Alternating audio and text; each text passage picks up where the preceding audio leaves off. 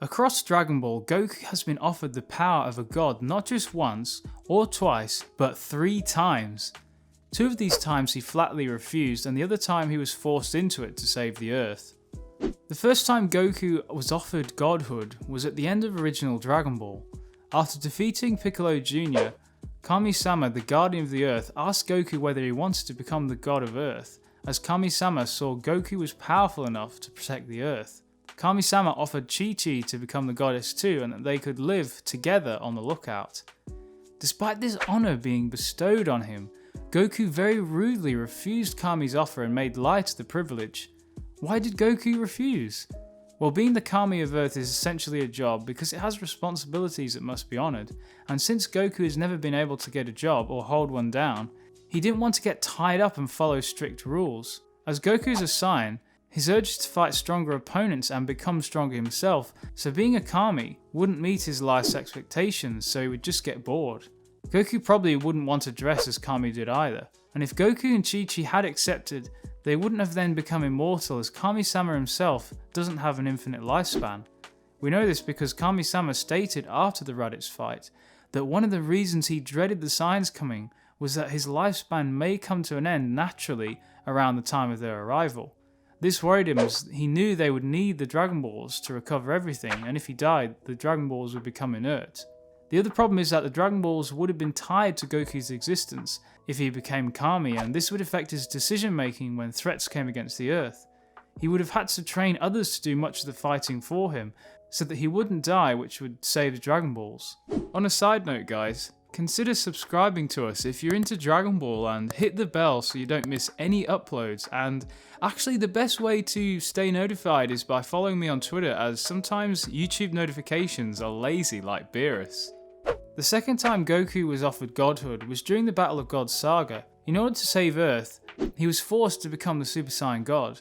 This was something Goku hated at first because he always trained really hard to get stronger, and his pride didn't allow him to suddenly gain a power that he hadn't earned himself. It bugged him to rely on the other Saiyans to do the ritual and gain the power, but in the end he yielded because he knew it was the only way to appease Beerus and save the Earth. It's true that Goku received help from many mentors and others across Dragon Ball before this to get new power, but it was always as a result of training for long periods of time. This was the case with King Kai, Korin, Kami-sama, Master Roshi, and in Otherworld. All these instances brought incredible power, but Goku had to do the hard work. Compared to these happenings, Super Saiyan God was a free power-up, and for Goku it felt like borrowed power and not his own.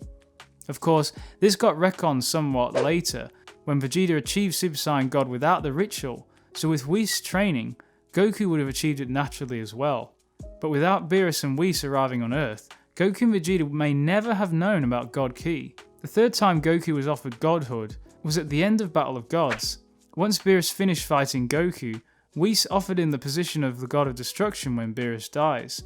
Beerus has already lived over 75 million years, and he doesn't seem to be very old, presumably because he has a very long lifespan. It makes you wonder whether a God of Destruction is granted a very long life once they enter the role. Of course, Goku quickly said he would pass. I feel the only reason Whis asked Goku is because he hadn't seen enough of Goku's personality to know he would turn down the job. This is understandable, as we mentioned, Goku doesn't ever want a job, but being a Kaioshin also requires killing innocents to destroy a planet. Goku would never do this, as he even doesn't want to kill his own enemies. The other reason is Goku knows there is a limit to the power of the God of Destruction, and even if that is mastered all to instinct, Goku will want to find a power greater than even this. Goku might feel like it would restrict him to a box, which can only give a certain level of power, as Whis couldn't train him past what's necessary, as it's not part of his job to make the god as powerful as his angel self. But interestingly, Goku thinks he can enjoy one of the benefits of the role, the Hakai, without being a god of destruction, as he used the technique against Merge Zamasu in manga chapter 25.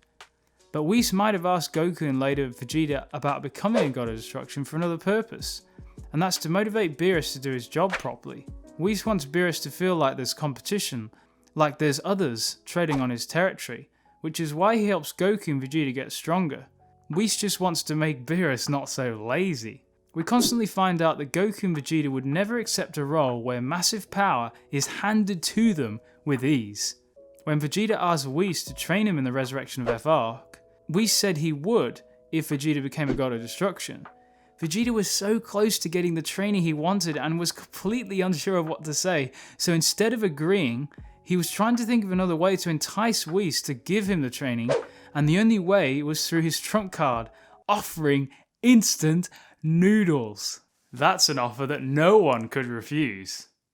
There was no way Vegeta wanted to become a God of Destruction, as Saiyans don't like jobs, and Vegeta's the same as Goku in that respect.